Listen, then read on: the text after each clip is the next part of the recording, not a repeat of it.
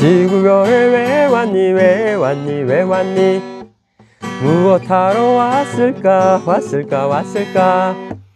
안녕하세요, 퍼플쌤입니다. 오케이, 관두면 되네. 관두자. 그래서 수능을 2날 반 놔두고요, 제가 사표를 내요. 사직서를 냅니다. 그래서 이제 몰입해서 공부를 해요.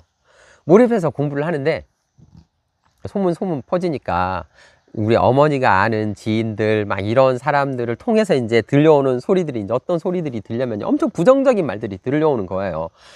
미쳤냐, 그 직장을 왜 관두냐, 지금 같은 시대에 철밥통인 공무원을 왜 관두냐, 공무원도 100대 200대 1 해야 되고 교사 교대도 얼마나 힘든데 공부 잘하는 애들도 못 간다.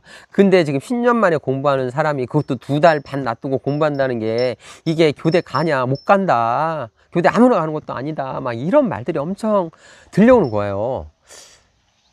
그러니까 저한테도 뭔가 뭐야, 내 2달 공부해서 내 진짜 더 열심히 해야 되겠다, 이런 생각이 들기도 했고요.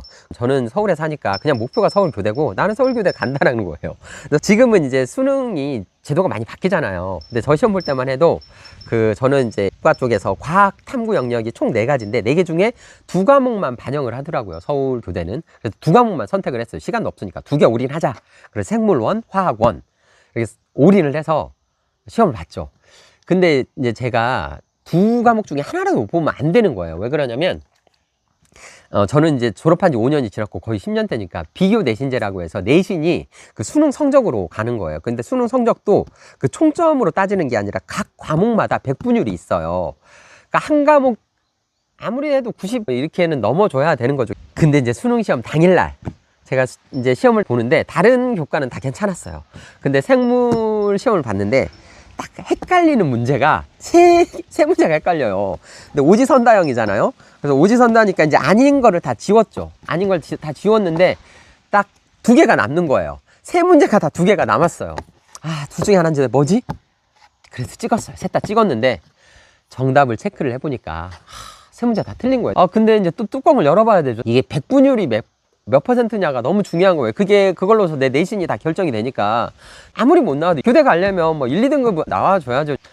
근데 수능 성적표를 딱 받았죠. 12월 10 며칠 날 받았는데 생물 백분율이 몇 퍼센트냐면 77이에요. 그러니까 그때 생물이 쉬었다 였고 나는 그게 헷갈렸던 거고, 77이면 뭐냐면요, 이제 끝난 거예요. 내신 자체가 바닥이에요. 다른 교과를 잘 봤어도 그 한 과목이면 끝이에요. 다른 걸로 대체할 수도 없어요. 저는 2개밖에 선택을 안 했으니까. 그래서 성적표를 받고 나서 제 인생에서 그렇게 슬펐던 날이 있을까? 성적표를 받아 들고 직장도 관뒀지. 잘 나가는 직장도 관뒀지. 난 여기에 올인을 했는데 성적은 이렇게 가서 교대에 뭐 원서를 쓸 수도 없는 성적이지. 그래서 정말 밤새 울어요. 정말 서럽게 울죠. 근데 그렇게 울고 나서 정말 그렇게 슬펐던 날이 또 있을까 싶을 만큼 그렇게 울고 나서 맞이한 다음 날, 그때서야 이제 제가 또 제 모습을 보게 되는 거예요. 그러니까 맨 처음에 제가 직장을 관두고 이럴 때는 정말 초등교사 되고 싶다, 아이들을 만나서 행복한 선생님이 되고 싶다라는 이런, 뭐라고 해야 될까요, 되게 순수한 마음, 되게 긍정적인 마음으로 처음에 수능 공부를 시작했단 말이에요. 근데 시작하고 나서 막 주변에서 들려오는 말들이 있잖아요. 미쳤냐, 거길 왜 간두냐, 교대 아무나 가냐, 못 간다, 그것도 2달 공부해서 가는 게 그 말도 안 된다, 아마 이런 말을 하니까 제 안에 언젠가부터 이런 마음이 드는 거예요. 그래? 그럼 내가 니네한테 보여줄게. 내가 2달 반 공부해서 2달 공부해서 교대 가는 거 내가 니네한테 보여줄 테니까 똑똑히 잘 봐라. 이런, 뭐라고 해야 될까요, 자만심? 오만? 오기? 이런 되게 부정적인 마음을 갖고 공부를 한 거죠. 그러니까 잘 될 리가 있겠습니까? 그래서 그런 저의 마음을 알아차리고 나서, 그래서 안 됐구나, 그래, 이런 마음으로 내가 교사가 됐으면 얼마나 더 건방져졌을까. 그래서 다시 제 안에 그 처음의 마음을 다시 만나면서 예상이 없던 1년을 더 공부하게 됩니다. 그러니까 그런 말이 있잖아요. 삶은 계획을 넘어서 펼쳐진다.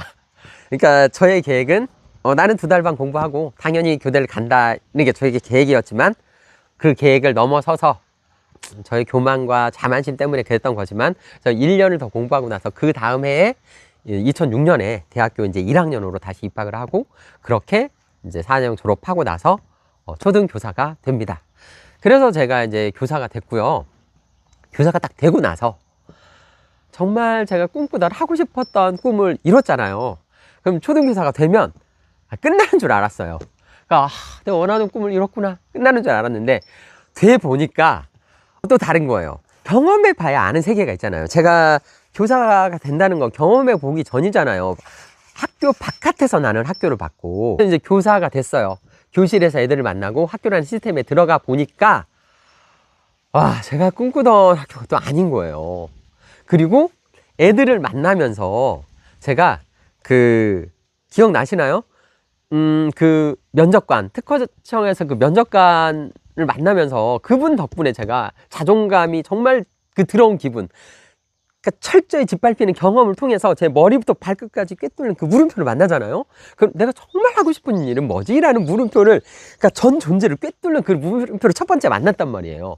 제가 학교 와서 저는 제가 다시 또 그 물음표를 만날 거라고는 상상도 못 했는데 애들을 만나면서 제 안에 2번째 물음표를 다시 만나게 됩니다. 그래서 그 2번째 만나는 물음표에 대한 얘기는 다음 영상에서 올리도록 하겠습니다. 클로징송으로 끝내도록 하겠습니다. 둘, 셋. 지구별에 왜 왔니 왜 왔니 왜 왔니 무엇하러 왔을까 왔을까 왔을까